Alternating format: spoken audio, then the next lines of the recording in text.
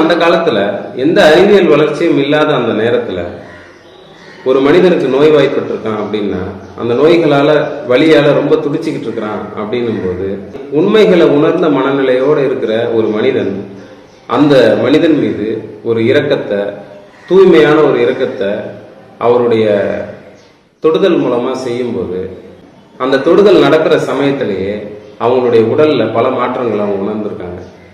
அப்படி இந்த தூய்மையான மனதோடு அவங்கள தொடும்போது எப்படி அந்த அம்மா அந்த குழந்தை உயிர் பழைக்கணுமே அப்படிங்கிற உண்மையான உணர்வோட தொட்டாங்களோ, அதே அளவு தூய்மையான இரக்கத்தோட ஒரு மனிதன் இன்னொரு மனிதனை தொடும்போது அந்த மனிதன் கிட்ட இருந்து ஒரு நல்ல சக்தி அந்த உடம்புக்கு போய் அந்த உடம்புல நல்ல மாற்றங்கள் ஏற்படுது அப்படிங்கிறது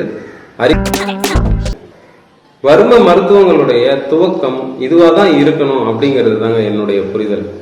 நம்ம தொடுறதால சரியாகல, நம்மளுடைய பிரார்த்தனையின் காரணமா தான் இது சுகமாகுது அப்படிங்கிறத சரியா உணராத மனிதர்கள் இதை அறிவா மாத்தினாங்க.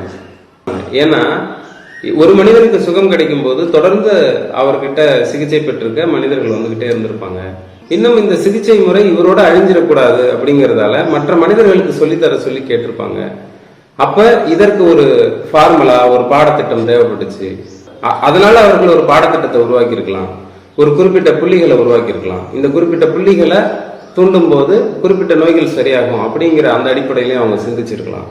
எப்படி ஒரு தூய்மையான பிரார்த்தனையால இன்னொரு மனிதனுக்கு சுகத்தை கொடுக்க முடியுதோ, அதே மாதிரி அந்த மனிதர்களுக்கு ஏன் இந்த கஷ்டம், ஏன் இந்த நோய்கள் உருவாகுது, இப்ப இந்த மனிதனுக்கு என்ன பிரச்சனை அப்படிங்கிற அந்த நோய் அறிதல் முறைகளும் இறைவனோட அருளால அவங்களுக்கு ஒரு ஞானமா கிடைத்தது. உதாரணமா நாடி பரிசோதனையா இருக்கலாம். நாடி பரிசோதனை அப்படிங்கிறது சொல்லித்தர விஷயமே இல்லைங்க. அந்த நாடி பார்க்குற நேரத்துல அந்த சிகிச்சை தரவங்க அவங்களுடைய உள்ளுணர்வை கவனிச்சுக்கிட்டு இருப்பாங்க, அவங்களுடைய இறைவனோட நெருக்கத்துல இருப்பாங்க. எதிரில் இருக்க இந்த மனிதனுக்கு என்ன கஷ்டமோ அப்படின்னு. ஏன்னா அன்னைக்கு எந்த ஒரு மருத்துவ உபகரணமும் இல்லை, உடம்புல என்ன இருக்குது உள்ள என்ன இருக்குது எதுவுமே தெரியாது. ஆனா அவங்க கஷ்டத்தை நீக்கணும், ஏன்னா அவங்க கஷ்டம் நீங்கணும் அப்படிங்கிறது என்னுடைய விருப்பமா இருக்கிறதால இந்த நாடி பார்க்குற நேரத்துல இவங்க உடம்புல என்ன பிரச்சனை அப்படிங்கிறத ஓரளவு அவங்க கவனிச்சு உங்களுக்கு நல்ல உபதேசங்களையும் நீங்க எப்படி வாழ்வியல் மாற்றங்கள் ஏற்படுத்திக்கணும் அப்படிங்கிறதையும் கண்டிப்பா சொல்லியிருப்பாங்க. இந்த வர்ம மருத்துவங்களை நிறைய பேர் கத்துக்கிட்டு இருந்திருக்கலாம். இந்த கத்துக்கிட்டவங்க பல நாடுகளுக்கு அதை பரப்பி இருக்கலாம். அப்படி இந்த வர்ம மருத்துவத்துடைய ஆரம்பம் பார்த்தீங்க அப்படின்னா ஒரு தூய்மையான பிரார்த்தனையின் அடிப்படையில சுகமாகிறது தான்.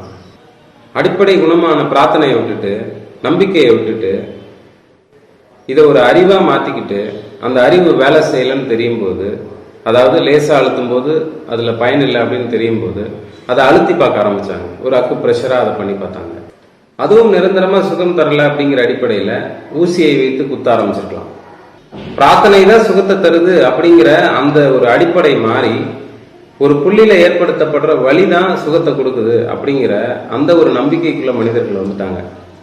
இரக்கமும் பிரார்த்தனையும் தான் இந்த சிகிச்சையுடைய அடிப்படை அப்படிங்கிறத புரிஞ்சுக்க முடியாம புள்ளிகளும் அந்த புள்ளிகளை தூண்டுற முறைகளும் தான் ரொம்ப முக்கியம் அப்படிங்கிற அந்த அடிப்படையில இன்னைக்கு அறிவியலா அது மாறிடுச்சுங்க.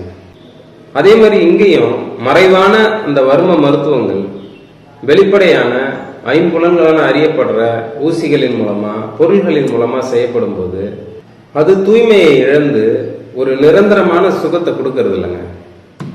இந்த பதிவுல இருந்து நம்ம புரிஞ்சுக்க வேண்டியது என்ன அப்படின்னா, சிகிச்சை செய்யறவர் நம்மளை தொட்டு சிகிச்சை செய்யறாரா, இல்ல தொடாமலே ஹீலிங் அப்படிங்கிற அந்த அடிப்படையில சிகிச்சை செய்யறாரா, இல்ல நீடில் போட்டு சிகிச்சை பண்றாரா, இது எல்லாம் முக்கியமே இல்லைங்க. அவங்க தொடர்றதால சுகமாகுது அப்படிங்கிறத விட அவங்களுடைய தூய்மையான ஒரு எண்ணத்துக்காக தான் இறைவன் அந்த பிரார்த்தனையை ஏத்துக்கிட்டு அவங்களுக்கு ஒரு சுகத்தை கொடுக்கறான் அப்படிங்கிற அந்த உண்மையை நம்ம புரிஞ்சுக்கணுங்க. பிரார்த்தனையின் அடிப்படையிலான இந்த வர்ம சிகிச்சையை நீங்க என்கிட்ட இருந்து கிடைக்க பெறணும் அப்படின்னு நினைச்சீங்கன்னா, விரும்புனீங்கன்னா, நம்ம சென்டர் புது பெருங்குளத்தூர் சென்னையில இருக்குங்க. நீங்க தாராளமா இந்த கீழே போட்டிருக்க நம்பருக்கு கால் பண்ணிட்டு நீங்க வரலாம்.